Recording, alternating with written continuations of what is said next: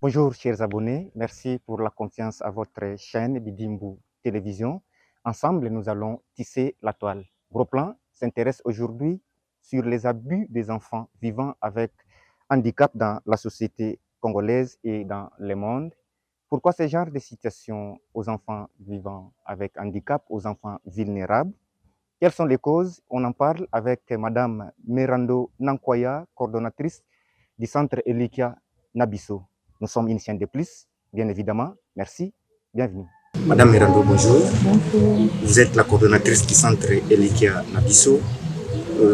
Les enfants vivant avec handicap, les habits nous intéressent aujourd'hui. Ces derniers sont susceptibles par des violences physiques, mais aussi sexuelles. Est-ce que le centre Elikia a déjà connu ce genre de cas? Merci beaucoup pour la parole. En réalité, depuis que nous avons commencé, ce centre est opérationnel depuis l'année 2016 jusqu'à nos jours. Au centre, on n'a jamais connu un problème d'abus. Mais malheureusement, à la cité, les enfants de l'IKEA sont tombés déjà victimes, je pense, à 3 ou 4 reprises. Et ce sont beaucoup plus les filles. C'est vrai que les garçons aussi sont des fois victimes de différentes sortes de violences, mais beaucoup plus ce sont les filles qui tombent victimes. Ce sont les filles qui tombent souvent. Alors, quelles sont les dispositions que le centre Elikia a mis pour éviter ce genre de choses? Déjà au début, le centre avait mis un bus qui s'occupait des déplacements des enfants. Malheureusement, le bus est tombé en panne et nous sommes limités par les moyens. Mais on n'a pas croisé le mal. Jusque-là, nous sommes en train de frapper le porte par-ci par-là pour essayer de remédier à cette situation. Mais en dehors de ça, le centre a mis ses agents qui, déjà le matin, se pointent dans le coin pour récupérer les enfants. Au niveau des parents, nous avons fait signer aux parents un acte d'engagement. De manière que chaque parent qui a son enfant à Elikia doit nous amener l'enfant au centre, pas en cours de route. Parce qu'il y a des parents, des fois par précipitation ou bien par honte, par beaucoup de choses, ils préfèrent déposer l'enfant au coin de l'avenue et non au centre. De peur que les autres puissent voir que ses parents ont un enfant vivant avec handicap, ses parents ont un enfant malade influençable. Alors, nous avons essayé de mettre sur pied un dispositif dans ce sens-là, de façon que chaque parent doit nous amener l'enfant au centre. Et à midi, juste après les repas, chaque parent doit venir aussi chercher l'enfant au centre. Et nous avons des macarons qu'on a mis à la disposition des enfants, de façon que même si en cours de route l'enfant est sillonné, au moins on a mis son identité, on a mis sa situation, et on a mis le nom du centre, notre numéro de contact. En cas de besoin, on peut nous contacter. Voilà un peu les dispositions que nous avons prises pour que les enfants soient protégés. Alors, 3 cas déjà, vous venez de dire tantôt. La dernière, peut-être, ça date du mois de mai. Alors, comment ça s'est passé? En fait, par rapport à cette situation, c'est une fille qui venait au centre. En voyant d'abord sa morphologie, sa formation physique, donc c'est une femme. Déjà une femme en parlant comme ça, malheureusement, la santé mentale ne correspond pas à sa santé physique. Alors, malheureusement, ce jour-là, l'enfant ne peut même pas l'uniforme. Ça, c'est déjà un problème avec les parents. Au lieu de mettre l'enfant à l'uniforme, on l'a laissé à la vie civile. Alors, en cours de route, il y a un monsieur qui a approché l'enfant. On doit se le dire déjà que surtout les enfants qui ont le problème de trisomie 21, ce sont les enfants qui développent plus la sexualité. Alors, il y a des mots déjà quand l'enfant écoute, elle devient sensible. Alors, ce monsieur a joué seulement sur la psychologie de l'enfant. Selon les détails que l'enfant nous a fournis, le monsieur disait quoi? Je vais te prendre en mariage, je vais voir ton papa, je vais te doter. Et au-delà de tout ça, je vais t'amener au supermarché. Et l'enfant, sachant que quand on va au supermarché, parce que même ici à l'école, il y a des journées qu'on organise pour aller avec les enfants dans les supermarchés. Et vous voyez quand même ce qui se passe là-bas.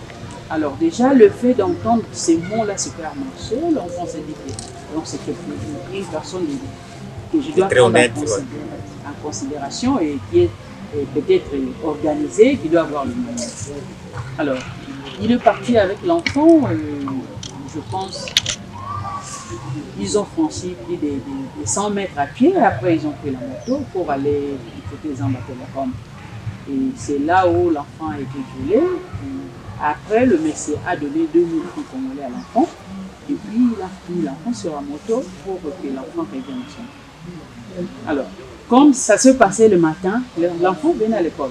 Ça s'est passé vraiment le matin. Et l'enfant, d'habitude, arrive au centre au plus tard 7h30, 7h45. Mais ces jours-là, elle arrive à 10h. Alors, quand on l'a interpellée, pourquoi tu arrives à 7h directement? Elle a commencé à relater. Innocemment, elle a pu dire tout ce qu'elle avait vécu là où elle était partie. Et puis, elle nous a donné tous les détails possibles par rapport aux responsables de l'État. Et c'est ce qui nous a permis de continuer avec les investigations. Dieu nous a assisté aussi. Le lendemain, on est tombé sur le monsieur. Et le monsieur, il est où? Bon, nous ne sommes pas l'État. Ouais. C'est vrai que nous travaillons en collaboration avec l'État congolais, mais nous ne pouvons pas nous faire passer à la place de l'État. On a porté plainte à la police, mais en collaboration avec les parents, parce que les parents sont nos premiers partenaires. On a fait appel aux parents quand les parents sont arrivés. Et heureusement, le matin, moi j'ai croisé le monsieur et puis on l'a interpellé. Bon, le monsieur, dans sa tête, n'avait aucune idée que cette fille pouvait les reconnaître. Il n'avait pas cette idée-là. Alors, heureusement qu'il y a des gens aussi qui avaient vu le monsieur quand il prenait la moto avec l'enfant. Et l'enfant nous a donné les détails par rapport à sa couleur de peau, par rapport à ses cheveux, par rapport à sa taille. En fait, tous les éléments que l'enfant avait donnés nous ont vraiment aidés à tomber sur le monsieur. Et après avoir parlé avec lui longuement, parce qu'au début, il ne voulait pas avouer sa faute. C'est après les interviews, des questions et questions, que le monsieur a accepté quand même qu'effectivement, il s'est déplacé avec l'enfant. Et puis, heureusement que nous n'étions pas seuls, on a fait appel aussi à un agent de l'ANER qui est l'un des oncles de nos enfants qui sont ici. Alors, le monsieur était avec nous, il nous a accompagnés pendant toutes ces démarches. Mais fin de compte, le concerné ne voulait pas parler en plein air. Il nous a demandé à ce qu'on puisse parler avec lui à 8h. Et là où il a avoué, il était parti avec l'enfant, sauf qu'il n'a pas accepté qu'il avait violé l'enfant. Or, nous sommes partis à l'hôpital, on a fait des examens qui ont prouvé qu'effectivement, l'enfant était violé. Et à ce niveau-là, nous, étant une institution, on ne pouvait rien faire. Donc, on a amené le monsieur à la police des droits pour essayer de voir comment sanctionner le monsieur.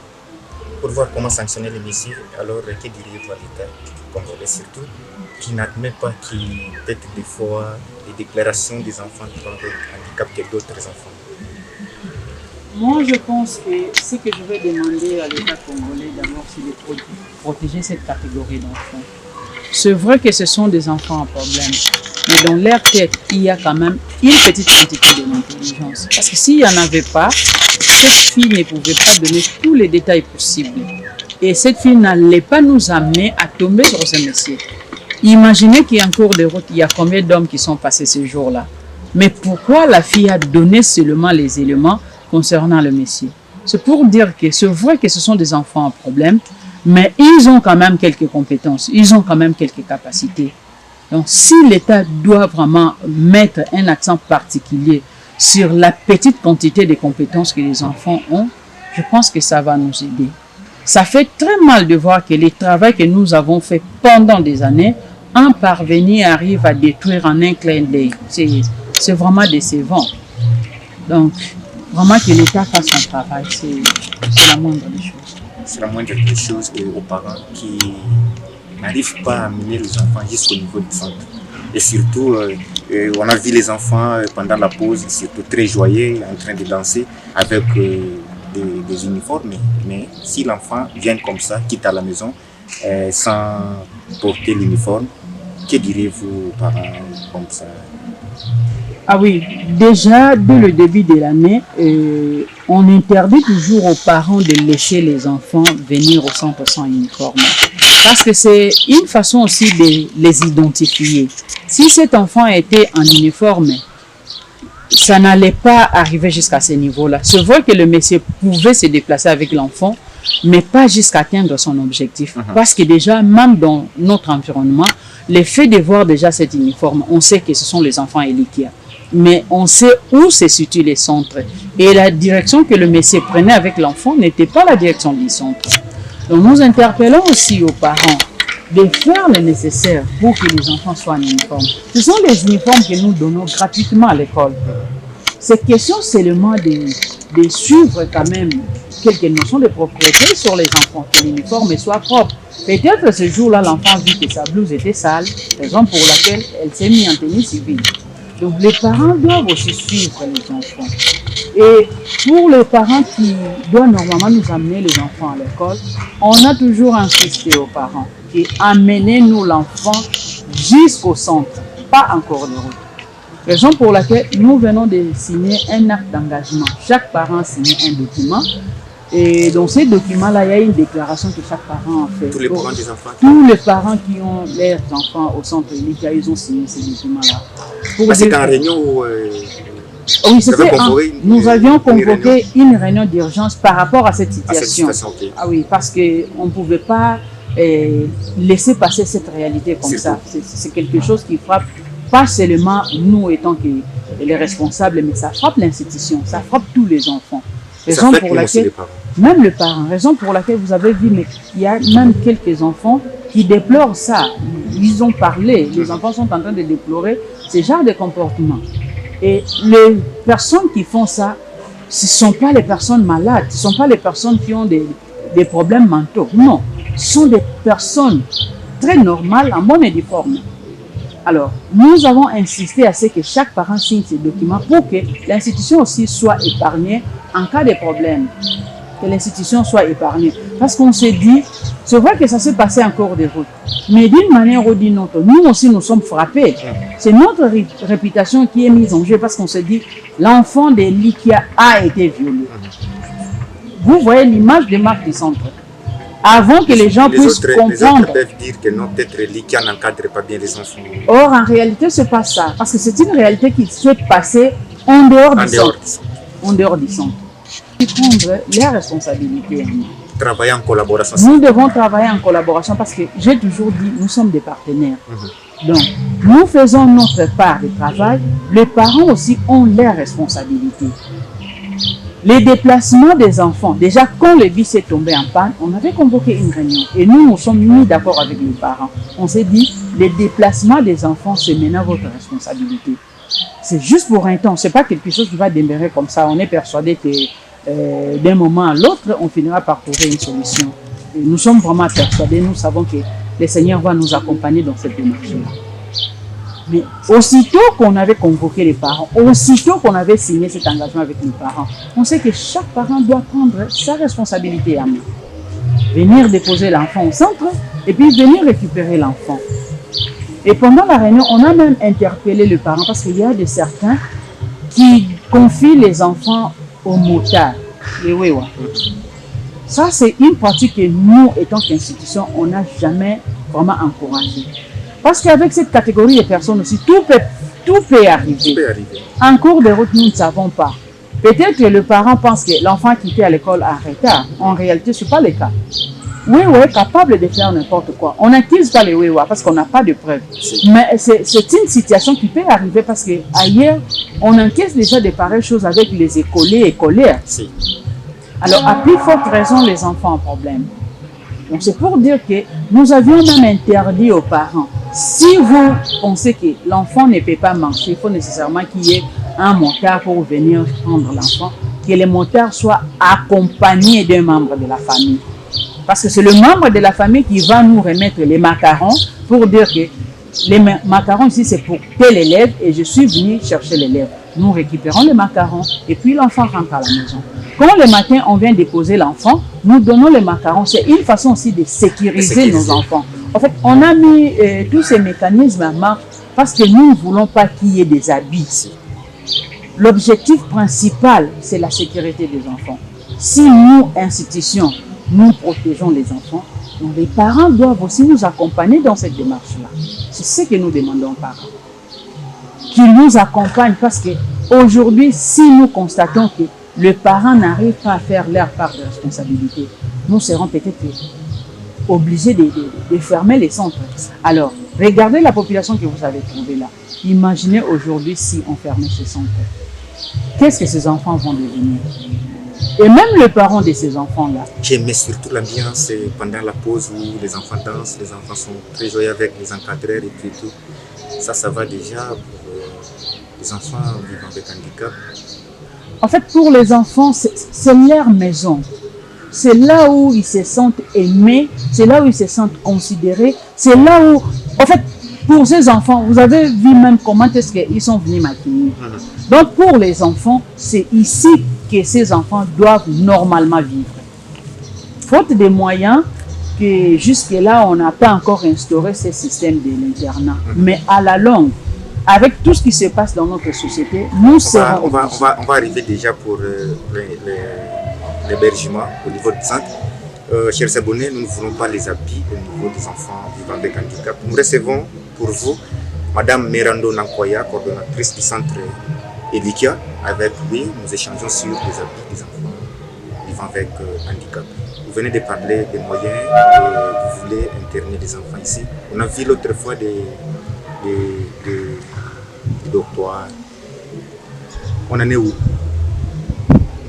Les travaux sont toujours en cours. C'est vrai que nous ne travaillons pas à arrache-pied. On travaille à pas de tortue parce qu'on travaille avec les moyens de bord.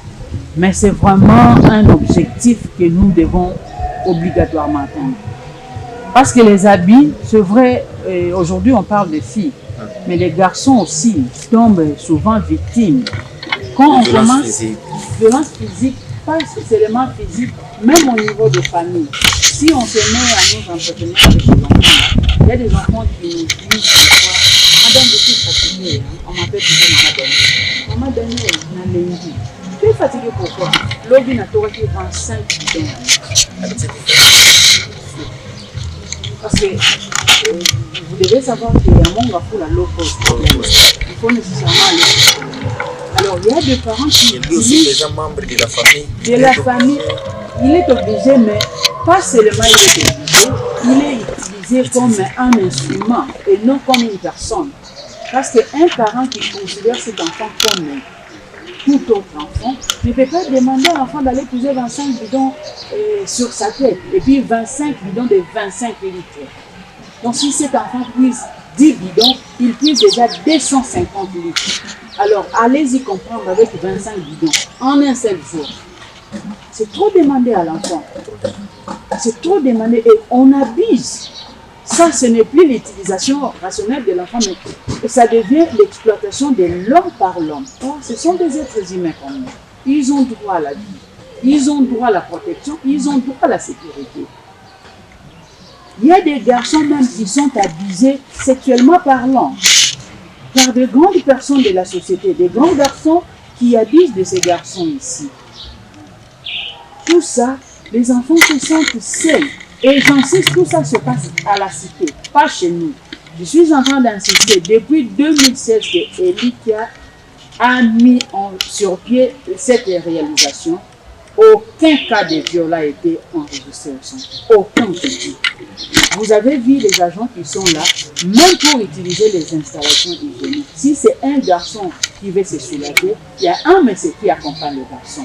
Si c'est une fille, il y a une dame qui accompagne. Et à l'intérieur, les portes sont bien séparées. Il y a des portes réservées aux filles et il y a des portes réservées aux garçons. Donc, tous ces mécanismes-là, pourquoi nous mettons ça en marche? C'est pour éviter le cas des habits, parce que nous savons qu'avec nos enfants, tout peut arriver. Nous, étant que responsables, nous prenons toutes les dispositions possibles de façon que ce genre de situation ne nous arrive pas. Alors, c'est ce que les parents aussi doivent faire à la cité. C'est ce que la société congolaise aussi doit faire. Parce que ce sont les humains comme tout autre. Ce sont des citoyens congolais. La vie humaine est sacrée. La vie humaine est sacrée qu'on doit protéger. Et ce sont des citoyens congolais, peu importe leur état, peu importe leur situation. Et ils sont aussi utiles à la société. Ils sont utiles à la société parce que vous avez vu la fois passée qu'il y a des machines ici. Ces enfants-là commencent déjà à confectionner des petites gifs, des petites chemises. C'est une façon de devenir autonome, utile à eux-mêmes, utile aussi à la société congolaise. Parce qu'à la maison, l'enfant peut rendre service.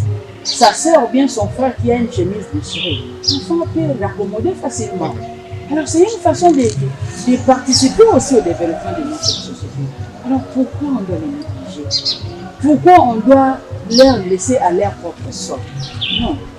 Nous sommes censés de protéger ces enfants à tous les niveaux. Ce n'est pas seulement le travail des médias, c'est le travail de tout le monde. C'est le travail de tout le monde. Mais malheureusement, nous constatons que c'est un travail qu'on nous confie seulement à nous. C'est notre mission. Nous sommes fiers vraiment de le faire. Mais nous demandons à ce que nous soyons assistés parce que nous ne pouvons pas travailler à cheval et à la maison et au centre. Non. Vous ne pouvez pas travailler à cheval et à la maison et au centre. Voilà, je vais marcher sur la langue de Mme Mirando qui dit, chers parents, il n'y a pas un magasin où on vend les enfants. Acceptons ces enfants-là. Mme Mirando, si vous pouvez regarder les spectateurs, les auditeurs qui vous suivent à ce moment, quel est le vous de cette situation que vous venez de traverser, votre santé? Vraiment, chers spectateurs, je dirais que c'est une situation qui, pas seulement qui dérange, mais qui effraie, parce qu'on se dit combien d'enfants nous avons ici. Et si on doit se laisser faire par rapport à cette situation, demain il y aura encore un parvenu qui viendra faire n'importe quoi avec les enfants. Nous demandons à ce que ces enfants soient vraiment protégés, que la population nous assiste, que l'État congolais nous assiste, que les parents également nous assistent. Ce sont nos enfants à nous, ce sont nos enfants congolais, ce ne sont pas les étrangers, ce sont nos enfants. Donc nous avons vraiment ce droit-là de les protéger. C'est ça le souci majeur que nous avons. L'épanouissement de ces enfants contribue au développement de notre pays, au développement de notre société. Alors, il est nécessaire vraiment que tout le monde apporte sa pierre pour que nous puissions construire ensemble l'avenir de ces enfants. Aucun magasin au monde met les enfants vraiment pour vendre. Aucun magasin vend les enfants. S'il y en avait, on allait acheter. C'est-à-dire, on allait changer toute la catégorie d'enfants que nous avons ici pour avoir une meilleure catégorie. Mais comme il n'y en a pas, acceptons ces enfants tels qu'ils sont. Protégeons ces enfants ici. Ils ont droit à la vie, ils ont droit à la protection, ils ont droit à la sécurité. Ce ne sont pas des animaux, ce sont les êtres humains. S'il vous plaît, protégeons ces enfants ici parce que ce sont nos enfants à nous. Ils ont droit à la protection. Ce sont nos enfants à nous, ils ont droit à la protection. Chers abonnés, voilà, c'est par ici que nous allons mettre point final à cette émission. Adoptons une nouvelle perspective aux enfants vivant avec handicap. Merci, à la prochaine. Merci.